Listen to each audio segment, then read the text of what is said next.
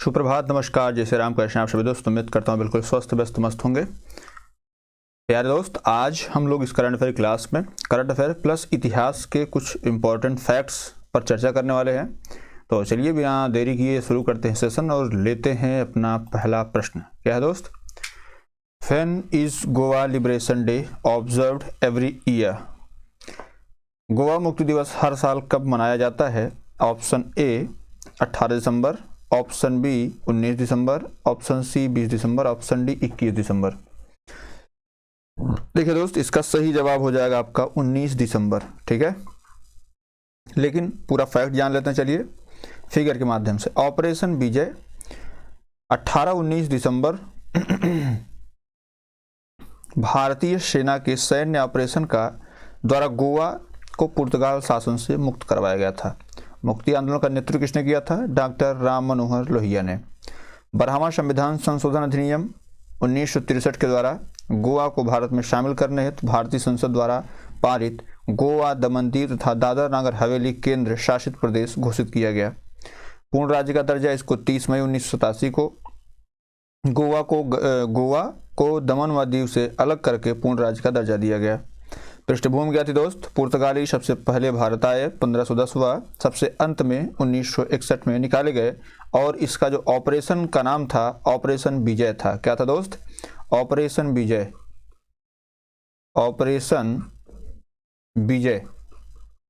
ठीक है, तो यहाँ देख पा रहे हैं गोवा, यहाँ पे दमन, यहाँ पे दीव और यहाँ पे दमन, इनको कब मुक्त कराया गया? 1961 में पुर्तगाली सेना के शासन से। ठीक है, तो हम कब मनाते हैं दोस्त? 19 दिसंबर को गोवा मुक्ति दिवस मनाते हैं। बात क्लियर है? चलिए, इसका सही जवाब ऑप्शन नंबर बी हो जाएगा। चलिए दोस्त, आगे देखते हैं 18 सतावन क्रांति के कुछ विद्रोही नेता या जो भी फैक्ट आते हैं आपके एग्जाम में। जैसे दिल्ली का नेतृत्व किसने किया? बहादुर शाह जफर और बख्त खान ने। यह विद्रोह हुआ था 11-12 मई 1857 को। यहाँ का उन्मूलन जो किया था वो निकलसन और हडसन। ठीक है, और उन्मूलन की तिथि थी 22 सितंबर 1857 को। कानपुर की बात कर लेते हैं दोस्त, तो यहाँ का नेतृत्व करता थे नाना साहब तात्या टोपे, और ये विद्रोह हुआ था 5 जून 1857 को। और यहाँ पर जो उन्मूलन का सैन्य अधिकारी था वो था कॉलिन कैंपेबल, और उन्मूलन हुआ दिसंबर 1857 को। लखनऊ की बात करते हैं दोस्त, तो लखनऊ बेगम हजरत महल, नाम सुने होंगे आप, बेगम हजरत महल और बिरजिस कादिर, ये शुरू हुआ था विद्रोह 4 जून 1857 को। कॉलिन कैंपबेल जो है यहाँ के उन्मूलन अधिकारी थे, और 31 मार्च 1858 को इसको ख़त्म किया गया था। झांसी रानी लक्ष्मीबाई यहाँ की विद्रोही थी, और विद्रोह की तिथि 4 जून 1857 थी। जनरल ह्यूरोज जो है यहाँ का उन्मूलन अधिकारी था, और 17 जून 1858 को ये उन्मूलित किया गया था। जगदीशपुर कुंवर सिंह, अमर सिंह, इनके भाई थे अमर सिंह, और 12 जून 1857 को यहाँ विद्रोह हुआ था। विलियम टेलर जो है यहाँ का उन्मूलनकर्ता अधिकारी था, और दिसंबर 1858 में यहाँ से इन्होंने इसको मुक्त कराया था। फैजाबाद मौली अहमदुल्ला, जून 1857 में यहाँ आंदोलन शुरू हुआ, विद्रोह शुरू हुआ था। जनरल लेनार्ड जो है यहाँ के उन्मूलन अधिकारी थे, और 5 जून 1858 को यहाँ से ये लोग इनको ख़त्म किए थे। इलाहाबाद लियाकत अली, जून 1857, और यहाँ पे थे कर्नल नील, 1858 में मुक्ति। बरेली के खान बहादुर थे, जून 1857, और वेसेंट आयर जो है यहाँ के उन्मूलन अधिकारी थे, 1858 में इसको उन्मूलित किया गया। फतेहपुर का अजीमुल्ला यहाँ के जो है विद्रोही नेता थे, जून 1857 में विद्रोह की तिथि थी, और जनरल रेनर जो है यहाँ के सैन्य अधिकारी 1858 में उन्मूलन तिथि थी। ठीक है, चलिए दोस्त, ये आपके कुछ फैक्ट थे, इनको आप ध्यान रखिएगा। ठीक है, चलिए अगला प्रश्न लेते हैं। क्या दोस्त? National geo science data respiratory portal was launched by which union minister? राष्ट्रीय भूवैज्ञानिक डेटा रिपोजिटरी पोर्टल किस मंत्रालय द्वारा शुरू किया गया था? ऑप्शन ए खान मंत्रालय, ऑप्शन बी पृथ्वी विज्ञान मंत्रालय, ऑप्शन सी कृषि मंत्रालय, ऑप्शन डी कोयला मंत्रालय। भाई कोयला मंत्रालय तो मिनिस्ट्री ऑफ माइंस है, माइंस एंड कोल्स, तो खान मंत्रालय जो है इसमें ऑप्शन नंबर ए आपका बिल्कुल सही जवाब है दोस्त। ठीक है दोस्त, क्लास अच्छी लग रही हो तो आप इसको लाइक कर लीजिए, सब्सक्राइब जरूर कर लीजिएगा। सब्सक्राइब करने से आप तक सूचना पहुंच जाती है, और हमारा मनोबल जो है वो बढ़ता है दोस्त। ठीक है, चलिए अगला प्रश्न लेते हैं। अभी 5-7 प्रश्न बाद फिर आपको इतिहास के कुछ फैक्ट बताएंगे। ये पर डे क्लास में आपके जो जब तक यूपी पुलिस का एग्जाम नहीं होता तब तक ये पर डे क्लास में ऐसे ही होता रहेगा। कभी साइंस के फैक्ट आएंगे, कभी संविधान के फैक्ट आएंगे, ठीक है, कभी जो है भूगोल के फैक्ट आएंगे, ऐसे डेली आते रहेंगे। चलिए दोस्त, अगला क्या है दोस्त, which nation was the largest recipient of remittance in 2023? 2023 में कौन सा देश प्रेषण का सबसे बड़ा प्राप्त करता था? यह भी हाल ही में किसी एग्जाम में आया हुआ प्रश्न दोस्त। Option A USA, option B Bharat, option C चीन, ऑप्शन डी कनाडा। बताइए इसका सही जवाब क्या होगा दोस्त? तो सबसे बड़ा प्रेषण, यह कह सकते हैं सबसे बड़ा रेसिपिएंट जो है वो बना है कौन? भारत। ऑप्शन बी बिल्कुल सही जवाब है दोस्त। ठीक है, चलिए आगे बढ़ते हैं, अगला प्रश्न लेते हैं। क्या, Which state is the host of international Gita Mahotsav? अंतर्राष्ट्रीय गीता महोत्सव का मेजबान कौन सा राज्य रहा है? बिहार में यह प्रश्न पूछा जा चुका है, तो हो सकता है आपसे भी एग्जाम में प्रश्न पूछ लिया जाए ये वाला। Option A Uttar Pradesh, option B Bihar, option C Uttarakhand, option D Haryana. तो आप सभी को पता, मैं पढ़ा भी चुका था इसको, तो ये जो है आपका सही जवाब हो जाएगा हरियाणा। ठीक है चलिए दोस्त, अगले प्रश्न पे चलते हैं। क्या, Which state is the host of Kuno forest festival? Kuno वन महोत्सव का मेजबान कौन सा राज्य है? Option A Maharashtra, option B Madhya Pradesh, option C Gujarat, option D Rajasthan. अभी आपको देखिए होता, मैं आपको बताऊं होता क्या है कि जैसे अब कूनो महोत्सव दे दिया इसने। अब कूनो, आपको पता है कूनो नेशनल पार्क, कूनो राष्ट्रीय पार्क जो है, राष्ट्रीय पार्क ये है कहाँ पे? तो ये बेसिकली है आपके मध्य प्रदेश में, वही जहाँ पर 13 चीते रखे गए थे। ठीक है, मध्य प्रदेश में। तो जाहिर सी बात है ये नया नया टाइगर रिजर्व बना है अच्छी घास की वजह से, अभी हम कल इस पर डिस्कस भी कर रहे थे। तो इसमें जो कूनो वन महोत्सव का मेजबान रहा है वो रहा है आपका मध्य प्रदेश। ऑप्शन भी बिल्कुल सही जवाब है दोस्त। ठीक है, चलिए आगे बढ़ते हैं, अगला प्रश्न लेते हैं। Samar air defence system was successfully test fired was does Samar stand for? Samar वायु रक्षा प्रणाली का सफलतापूर्वक परीक्षण किया गया। समर का अर्थ क्या है? ऑप्शन ए सुनिश्चित प्रतिशोध के लिए सतह से हवा में मार करने वाली मिसाइल। ऑप्शन बी है स्वचालित प्रक्रिया के लिए सौर संचालित हवाई युद्ध सामग्री। ऑप्शन सी है हवाई हमले की प्रक्रिया के लिए स्काईबॉर्न स्वायत्त मिसाइल। ऑप्शन डी है हवाई प्रतिशोध के लिए सोनिक त्वरित मिसाइल। बताइए दोस्त इसका सही जवाब क्या होगा? देखिए हम इसको थोड़ा सा मतलब ऐसे कर सकते हैं कि जैसे इसमें जो सुनिश्चित प्रतिशोध होना चाहिए दोस्त, ठीक है, तो surface to air missile for assured retaliation. ठीक है, दूसरा क्या है? Solar power aerial mutation automated response, गलत जवाब। Skyborne autonomous missile for air strike response, गलत जवाब। Sonic accelerated missile for aerial retribution, ये भी गलत जवाब दोस्त।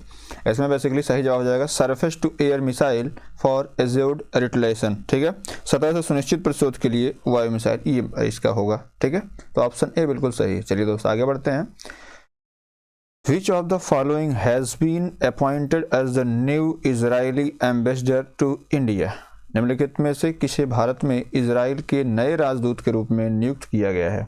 Option A Eric Garcetti, option B Reuven Azar, option C Philip Ackerman, option D Vincenzo De Luca. Israel चर्चा में रहा है, इसलिए जो है यहाँ के विषय में हम लोग थोड़ा सा ज़्यादा जानकारी, ये आप देख पा रहे हैं जब कई बार ये आ चुका है ना, तो इसमें सही जवाब हो जाएगा ऑप्शन बी रूवेन अजार जो है ये भारत में इजरायली राजदूत नियुक्त किए गए हैं। ठीक है, चलिए अगला प्रश्न लेते हैं दोस्त। क्या है? Which team won the Vijay Hazare trophy 2023-24? Vijay Hazare trophy 2023-24 किस टीम ने जीता? Option A Tamil Nadu, option B Kerala, option C Haryana, option D Jharkhand. बताइए इसका सही जवाब क्या होगा दोस्त?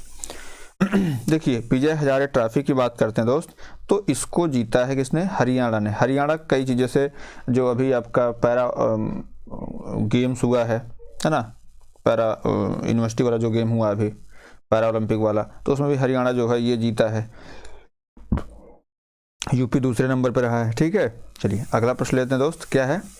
विच union minister launch India first winter arctic expedition? किस केंद्रीय मंत्री ने भारत का पहला शीतकालीन आर्कटिक अभियान शुरू किया है? Option A Nitin Gadkari, option B Gajendra Singh Joshi, option C Kiren Rijiju, option D Pralhad Joshi. बताइए इसका सही जवाब क्या होगा? आर्कटिक अभियान जो शुरू किया, ये चर्चा में रहे भी हैं, किरेन रिजिजू। ठीक है, ऑप्शन सी बिल्कुल सही जवाब है। चलिए दोस्त, अब हम थोड़ा सा चर्चा कर लेते हैं किसके विषय में? चर्चा करेंगे गुलाम वंश, जो भी दिल्ली सल्तनत काल है उसके विषय में, है ना। जैसे गुलाम वंश या इसको क्या कहते हैं, मामलूक वंश। इसका संस्थापक कौन था? तो कुतुबुद्दीन ऐबक था। कब से कब तक शासनकाल था इसका? 1206 से लेकर के 1290 तक, मतलब 1206 से 1290 तक गुलाम वंश का शासन था। ठीक है, चलिए गुलाब खिला, जैसे आप याद भी करते हैं, इनका क्रम याद करने के लिए गुलाम खिला तोड़ा सैयद लोदी ने, ऐसे हम लोग याद भी करते हैं। तो खिलजी वंश पूछा था, खिलजी वंश के संस्थापक कौन थे? जलालुद्दीन खिलजी थे, और ये कब से कब तक थे? 1290 से 1320 तक थे। तुगलक वंश की बात करें दोस्त, तो इसके संस्थापक गयासुद्दीन तुगलक थे, गाजी मलिक इसकी उपाधि थी, और ये कालानुक्रम है 1320 से 1414 तक। उसके बाद आ गए सैयद वंश। सैयद वंश के संस्थापक कौन थे? खिज़र खां थे, और ये वंश 1414 से 1451 ईस्वी तक चला था। उसके बाद लोधी वंश आ गए, बहरौल लोधी, इसके संस्थापक थे 1451 से 1526। ठीक है, उसके बाद 1526 के बाद मुगल शासन स्टार्ट होता है। तो ये आपके लिए इंपॉर्टेंट है। अगला फैक्ट क्या है? दिल्ली सल्तनत के वंशजों में सर्वाधिक शासन करने वाला वंश जो था वो तुगलक वंश था। ये भी प्रश्न सीधे से पूछा जा चुका है दोस्त। ठीक है, तो ये भी आप याद रखिएगा। सर्वाधिक शासन किसने किया? तुगलक वंश में। एवं न्यूनतम समय तक शासन करने वाला जो वंश था वो था खिलजी वंश। कब तक था? 1290 से 1320। ठीक है, मतलब 30 साल शासन किए थे खिलजी वंश वाले। दिल्ली सल्तनत के शासकों में सर्वाधिक समय तक शासन करने वाला शासक कौन था? ये भी पूछा गया है। तो ये था बहलोल लोधी। कौन था? बहलोल लोधी। उसी का पुत्र इब्राहिम लोधी था, जिससे 1526 में पानीपत का प्रथम युद्ध होता है, और जो वो मैदान में मारा जाने वाला पहला जो है सुल्तान होता है, और यहीं से मुगल शासक जो है, यहीं से मुगल सत्ता स्थापित होती है। ठीक है दोस्त, तो चलिए अगली साइड चलते हैं। ये शायद आपको यहाँ से एग्जाम में एक प्रश्न दिख जाएगा दोस्त। ठीक है, तो अगर क्लास आपको अच्छी लग रही हो तो आप इसको लाइक कर सकते हैं दोस्त, शेयर कर सकते हैं, सब्सक्राइब कर सकते हैं। चलिए अगले स्लाइड पर चलते हैं। क्या है दोस्त? अगला प्रश्न क्या है? Who won the title of Miss India USA 2023? Miss India USA 2023 का खिताब किसने जीता? Option A Rijul Maini, option B Nandini Gupta, option C सैनिस फ्लासियोस, ऑप्शन डी सनी सेट्टी। बताइए इसका सही जवाब क्या होगा दोस्त? इसका सही जवाब हो जाएगा जैसे नंदिनी गुप्ता है, ये मिस इंडिया, ये राजस्थान की हैं। ठीक है, और इसमें पूछा कि मिस इंडिया यूएसए किसने जीता है? तो मिस इंडिया यूएसए जो जीती हैं वो जीती हैं रिजुल मैनी। ऑप्शन ए बिल्कुल सही जवाब है। ठीक है, ऑप्शन ए बिल्कुल सही जवाब है दोस्त। चलिए आगे बढ़ते हैं, अगला प्रश्न लेते हैं। क्या है दोस्त? Which of the following was honoured with Bhutan's national order of merit recently? निम्नलिखित में से किसे हाल ही में भूटान के नेशनल अवार्ड ऑफ मेरिट से सम्मानित किया गया? ऑप्शन है Poonam Khetrapal, option B Shambhu Prasad Acharya, option C Ruchira Kamboj, option D Vikram Doraiswamy. Most important इसलिए है क्योंकि मोदी जी को बार बार लोग याद करते हैं, मोदी जी के अलावा भी ये पुरस्कार इनको मिला है, इसलिए इंपॉर्टेंट हो जाता है दोस्त। ऑप्शन है पूनम खेत्रपाल बिल्कुल सही जवाब है। चलिए आगे बढ़ते हैं, अगला प्रश्न लेते हैं। क्या दोस्त? Which of the following book is the winner of Gaja capital business book prize 2023? निम्नलिखित में से कौन सी पुस्तक Gaja capital business book prize 2023 की विजेता है? ऑप्शन ए सभी बाधाओं के खिलाफ, ऑप्शन बी मध्य भारत को जीतना, option C courting India, option D A और बी दोनों। बताइए इसका सही जवाब क्या होगा दोस्त? तो देखिए इसमें आपका सभी बाधाओं के खिलाफ ये भी जीता है, और मध्य भारत जीतना, ये भी बात बिल्कुल सही बात है। तो ऑप्शन डी बिल्कुल इसमें सही जवाब है दोस्त। ठीक है, चलिए आगे बढ़ते हैं, अगला प्रश्न लेते हैं। क्या दोस्त? Which state government recently launch the Gyanvani app? किस राज्य सरकार ने हाल ही में ज्ञानवाणी ऐप लॉन्च किया? Option A Orissa, option B Paschim Bangal, option C Telangana, option D Karnataka. बताइए इसका सही जवाब क्या होगा दोस्त? इसका सही जवाब हो जाएगा तेलंगाना, बिल्कुल सही जवाब दोस्त। तो इसको याद रख लीजिए, ज्ञानवाणी ऐप किसने लॉन्च किया है? तेलंगाना सरकार ने लॉन्च किया है। चलिए Which of the following became the most expensive player in IPL 2024? निम्नलिखित में से कौन IPL 2024 में सबसे महंगा खिलाड़ी बना? Option A Pat Cummins, option B Mitchell Starc, option C Harshal Patel, option D Daryl Mitchell. बताइए इसका सही जवाब क्या होगा दोस्त। ये मोस्ट इंपॉर्टेंट क्वेश्चन आप इसको कर सकते हैं। IPL जो है जो शुरू हो रहा है तो उसमें सर्वश्रेष्ठ या सबसे महंगा खिलाड़ी कौन बना है, तो जाहिर सी बात है मिचेल स्टार्क। कहाँ के हैं, तो ये हैं आपके ऑस्ट्रेलिया के। कहाँ के हैं दोस्त, ऑस्ट्रेलिया के तेज गेंदबाज हैं और ये सबसे महंगे बिके हैं। ठीक है, चलिए अगला प्रश्न देते हैं। क्या दोस्त, Which of the following disease has been officially recognized by WHO as a tropical disease? निम्नलिखित में से किस बीमारी को आधिकारिक तौर पर WHO के द्वारा उष्णकटिबंधीय बीमारी के रूप में मान्यता दी गई है? Option A noma, option B कोविड-19, ऑप्शन सी गांठदार त्वचा रोग, ऑप्शन डी टीबी। ये इसलिए भी इम्पोर्टेंट, जैसे अधिकतर लोगों को इसके विषय में पता नहीं दोस्त, और ये सबसे ज़्यादा चर्चा में रहा है। ठीक है, तो ये आपका ऑप्शन नंबर ए नोमा जो है बिल्कुल सही जवाब है। चलिए आगे बढ़ते हैं दोस्त। अगली स्लाइड में कुछ इंपॉर्टेंट फैक्ट्स जो आपके एग्जाम के पॉइंट ऑफ व्यू से अच्छे होने वाले हैं, जैसे मुगल शासक और उनका मकबरा। आपको पता है मुगल शासक जो बाबर था, मतलब मुगल सल्तनत का संस्थापक, मुगल साम्राज्य का संस्थापक, मुगल साम्राज्य का संस्थापक जो है ये बाबर था। ठीक है, 1526 में इसने युद्ध लड़ा था, पानीपत का प्रथम युद्ध, पानीपत का प्रथम युद्ध। ठीक है, अगर आपसे कभी पूछा जाता है कि भाई पानीपत का द्वितीय युद्ध, तो वो अकबर लड़ा था 1556 में। ठीक है, बाबर का, आप इसको याद भी कर सकते हैं, बाबर काबुल। देखिए हम लोग इसको याद करने का तरीका बताएं आपको। बाबर काबुल, हेमा दिल, जहां सह आगरा, जहां सहादरा या जहां सागरा, मागे बिल। ठीक है, मागे बिल, इसको याद भी कर सकते हैं ऐसे। तो बाबर का कहाँ दफनाया गया था दोस्त, काबुल में। ठीक है, हुमायूं को दिल्ली में, अकबर को सिकंदरा में। ठीक है, और जहांगीर लाहौर में दफनाया गया था, औरंगजेब खुलदाबाद औरंगाबाद, बहादुर शाह जफर रंगून। ठीक है, तो ये आपके लिए आज की क्लास थी दोस्त। उम्मीद कर रहा हूँ कि इस क्लास से जरूरी आपको 1 से 2 प्रश्न जरूर मिल जाएंगे, और ये आपके एग्जाम के पॉइंट ऑफ व्यू से अति महत्वपूर्ण क्लास थी। तो इसको आप शेयर कर सकते हैं, लाइक कर सकते हैं और सब्सक्राइब जरूर कर सकते हैं। बहुत बहुत धन्यवाद।